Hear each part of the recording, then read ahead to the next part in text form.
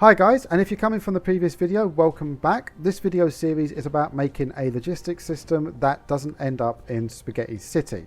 The first three videos were just setting up our basic supply of materials, doing a basic bus system that will do us for the time being, and getting our hydrogen supply set up. But we are now at the point where we can start actually doing away with these conveyors that go across the planet, because we can make something that allows us to go fully modular. And that is these logistics stations.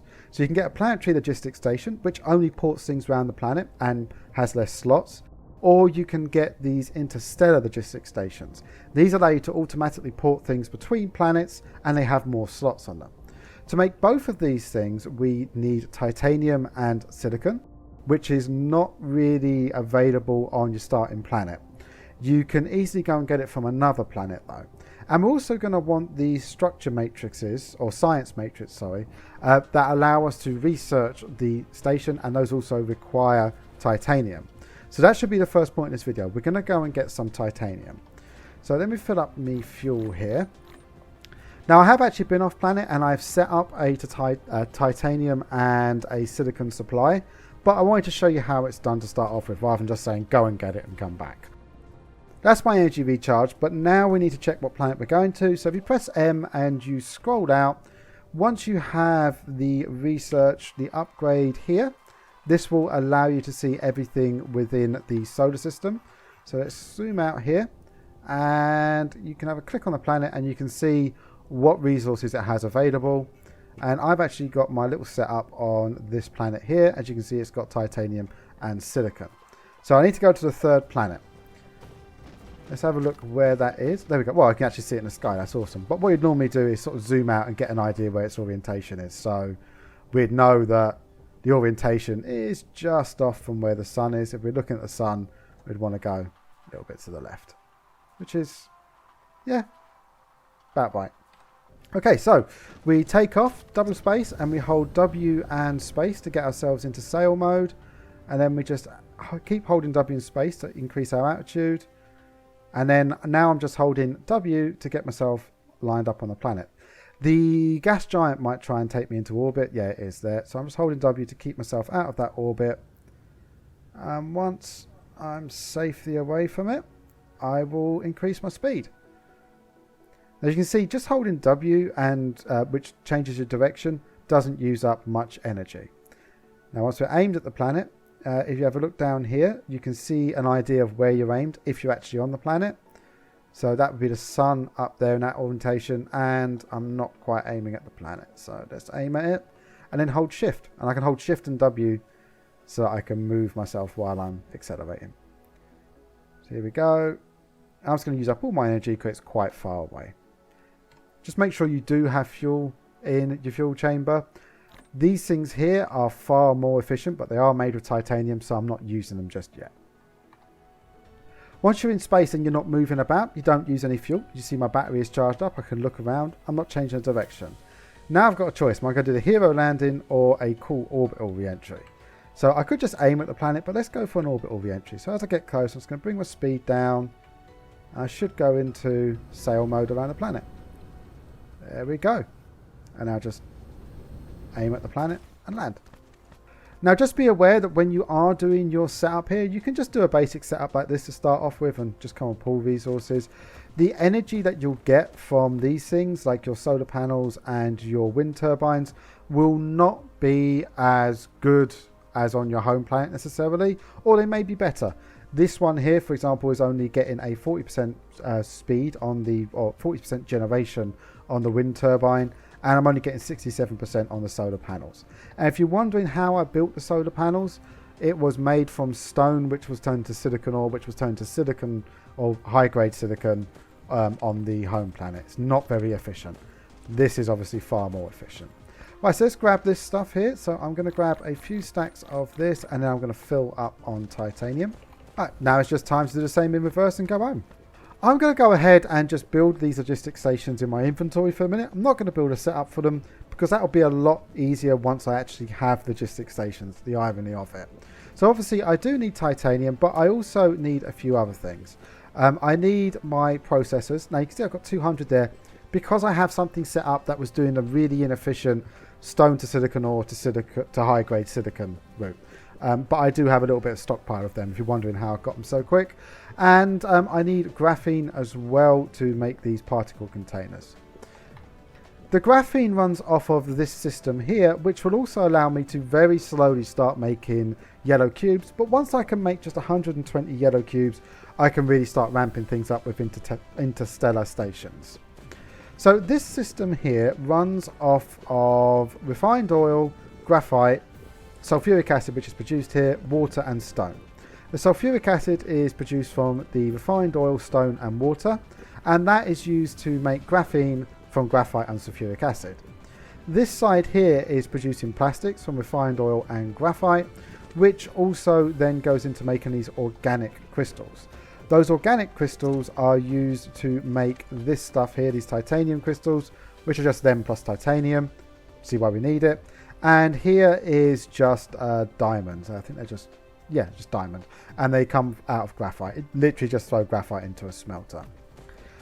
So that is a basic setup there for what you need to make logistic stations and start researching the interstellar stations. So let me go ahead and grab some copper. I've already got the graphene out of there, and I'll make these stations. That's my logistic stations made, but you're also going to want these drones here. And these are entirely possible to set up before you leave the planet. You can make these processors from a silicon supply or the stone to silicon ore to silicon supply. It will just be very slow. This was all done with basically the stone to silicon route. And with that, steel and copper, and then iron processors, and what you make from the steel and copper, the thrusters, you can make these. And you're going to want at least 50 per one. You might as well just go for the full whack of what you can put in these logistic stations. So let's go ahead and set this up, and then we'll talk about them. So over here, let's put down one, and we just want to take from here, and we're going to go and port it over to our yellow research there. So we grab our transportation, and we're just going to plonk this down here. Right, so we're going to want to add some power to this, because this is going to be sending. When you put drones into a station, or when you want a station to do something, so we want this to send these, so we set it to supply rather than demand, and we want it to send these. And now we can just provide an input into here like this. And if we put our titanium into there, we should start producing. You know, it helps though if I actually got the titanium, like these things, going in the right direction. So just putting those things in there, they'll start producing. Like, okay, so you'll see here you've got a line. You can see where the things are coming into it. So this one is saying, okay, this is putting in this. And if you've got multiple things coming in on one line, it will just flick between the two. So we are now producing those into there. Oh, we're now storing those in there, ready to be sent. We've got some drones in here, so let's go ahead and throw some drones in. And you'll notice that it's got this charge meter, and we can set our max charging here. So we'll keep that at 12. And we can adjust the minimum load of the drones. Now, honestly, at this point, I'm just going to keep that low. But later on, when you're producing a lot of things, it becomes more efficient to have your drones only leave when they've got their maximum amount. And it's also more efficient if you're doing interstellar, because obviously you don't want to be sending something out to not get as much as it possibly can from another planet. Right, so that's set up there. Let's go over to this side. Now we're going to go ahead and plonk down one of these here. And you'll see that I don't actually need to provide this with power for me to receive the things. So if we go ahead and set this to that and set demand, and then set this to demand. The only place you need power is where you're sending out drones. So you can either send drones out at the place where you want to get it to. So the drones will go out, retrieve it and come back. Or you can send them out from the other place, or you can do it from both. If we go ahead and throw this in there and give us a little bit of power, you'll see that the drones will start going from here as well. There they go. And this only uses power when it's actually sending out a drone. So off they go. They're off to collect. And those are supplying into there. And now it's just a case of pulling out what we want. So we want those two things coming out of here. So we grab this. And don't try and do this because it's going to be all funky. Pull it out where you want it first. So we want, let's put them out on this side. We want these first. Pull them through like that. And then we pull this out. Press tab twice. Pull it out. And do that. And there we go. This is now no need for any conveyors between the two. It'll just go backwards and forwards. There's a lot of drones in the air right now, but that's because we have it on the minimum load, basically. They're just taking pretty much anything they can grab. If we upped the load requirement, they would be much smaller amounts going backwards and forwards. And you get research that would actually increase the load they can take. So eventually you get to the point where I think it's 100. Pretty sure it's 100 is the maximum load they can take. So you can make sure it's only 100 going backwards and forth. Whereas here you can see they're taking very small amounts backwards and forwards. Just be aware of that. It's something to be used later on, and I'm going to show you an example of that at the end of this. So we'll just go ahead and put these into here.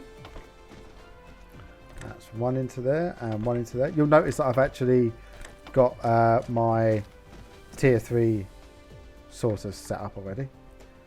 Right, so we got that. Now let's pull out of there. Let's just move that back one. Do this and this and supply into here.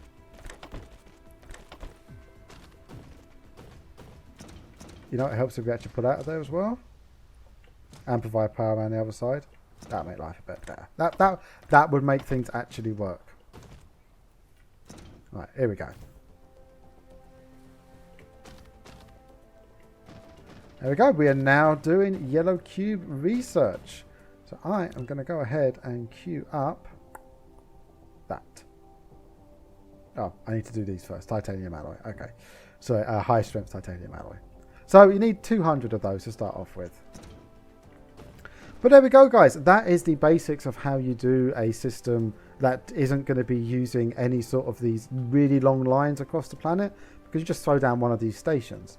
So rather than me showing you a very slow progression, what I'm going to do now is I'm going to go to a point in this save that I played through to where I had basically end game production. I was building a Dyson sphere. I had swarms on it. So I had quite a few little factories that were just one-off factories. So I think it's going to be a better demonstration, and I can show you how the Interstellar works. So let's go ahead and load that up.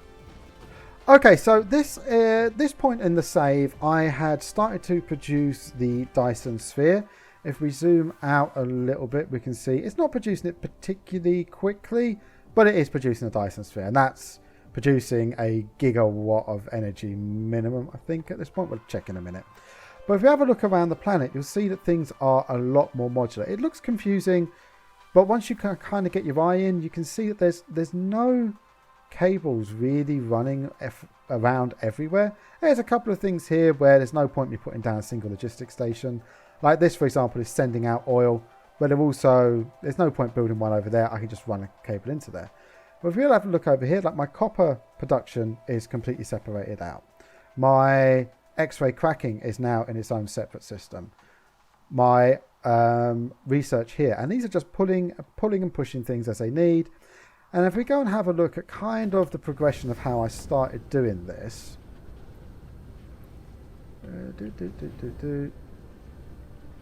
So one of the first things I started setting up was I wanted to split out my iron production to get rid of that sort of centralized system we had. And let's just go into map mode and zoom in. So you can see I just set up a logistics station here, which pulls in iron ore, and it sends out, and it just sends that out and makes iron ingots, and it also makes these magnets. And then off of them we produce our basic components. This is supplying everything on the entire planet at the moment. These are really running short. I need to make a separate supply of those. But you can see I started setting up like that, and then as things became more of a need for certain components, I was able to just create more of those components. So for example, over here, I'm now creating those in a specific line. It was very easy to do. I just went and set up one of these supply stations and started building them. Just took pulled the items in that I needed, and then set up the production line. Now you can see this now actually needs a lot more electric motors. We're running low on those, so I can just go and create a new one of them. Same with over here. This was originally like one big construction of loads of stuff to create my spaceports, so or my logistics stations. So I've got my planetary logistics stations and my interstellar ones there, and I've gradually just pulled things out of here that I don't need and sort of separated them out. Over here, for example, these go into there. Well, I needed quite a lot of them for other things, so I just created my own station. If we have a look here, I've got my tier 3 conveyors running off of here. Well, those need certain components that just come from over here. A lot of this stuff is just ported straight in, my graphene, etc, etc. So this is how much easier it becomes once you have access to logistics stations, is you can just go, okay, I need this, build a new logistics station, pull in what I need. How's that running? Okay, I need these components more. Go back, do a better production for those components. Okay, what do those need? And it's a lot easier to then work back down your production chains because you don't have to run a new conveyor in every time. You can just create one of these. And you see most of these are running at maximum load for the drones. And it just means that you don't have so many drones going around. I mean, I think I probably have less drones going backwards and forwards than you saw when I first put up that titanium one, earlier one. Right, so now just one last thing I want to talk about is the interstellar travel. As long as you have these vessels in there, these things will supply and demand on Interstellar. And I've got an example up here that'd be a lot better, which is my copper.